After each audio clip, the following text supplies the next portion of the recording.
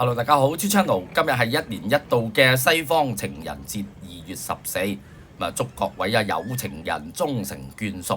澳門雖然係一座小城市，澳門街嘛，一條街咁細，原來喺親密關係方面都係遙遙領先世界嘅喎，甚至高過熱情如火嘅拉丁語系國家添。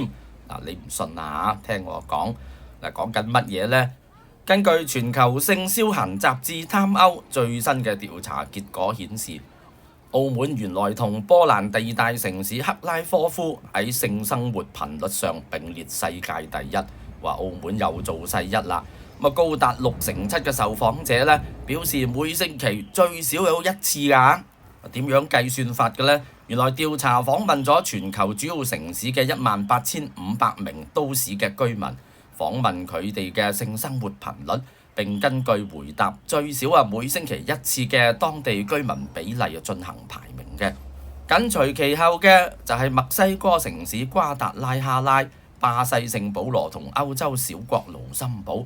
呢3個城市有6%嘅受訪者表示佢哋每星期至少1次嘅。至於葡國波圖只係排第3，6%嘅人話佢哋每星期1劑。再睇翻個排名，原來法國嘅馬賽、泰國嘅曼谷、巴西里約熱內盧都係排第4㗎嚇。墨西哥城排到第9，荷蘭鹿特丹排到第10添啊。整體而言，巴西被評為最性感嘅國家，有3座城市躋身前20位嘅，墨西哥緊隨其後，有2座城市上榜。值得關注嘅係澳門以及越南河內2座以儒家思想為根基嘅城市亦能夠上榜。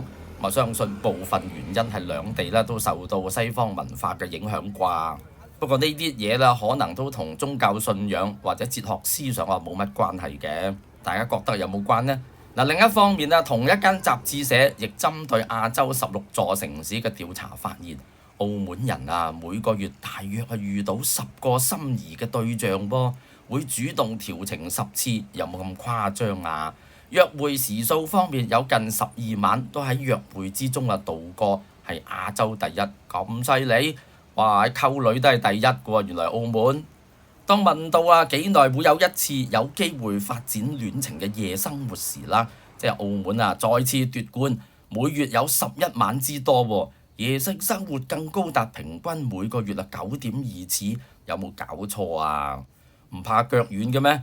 反觀輪浮香港大部分指標都處於落後噃，會唔會同香港人返工時間比較長，生活壓力比較大有關呢？近年澳門生育率低落，又係世界第一，有議員就建議將澳門建設成結婚之都。唔知各位官員睇到呢份調查報告之後能唔能夠喺呢2方面獲得一啲靈感呢？其實呢份調查報告同澳門生育率低落呢個結果相當矛盾嘅。澳門人中意溝女，當然亦中意有生育能力嘅靚女啦，又中意搞嘢，不過就係唔中意生仔，可能真係壓力大啦所以年青人就覺得生仔就唔係優先嘅選項。總之玩就好多人都中意，但一講到負責任嘅話，要付諸行動生細路仔，可能大家就耍手擰頭啦。點樣解決呢個難題呢？社會各界有關嘅婦女界朋友真係要諗一諗啦不過個雜誌社嘅調查只供參考嘅啫。好，呢集睇到先，想支持我嘅訂閱，我哋下集見。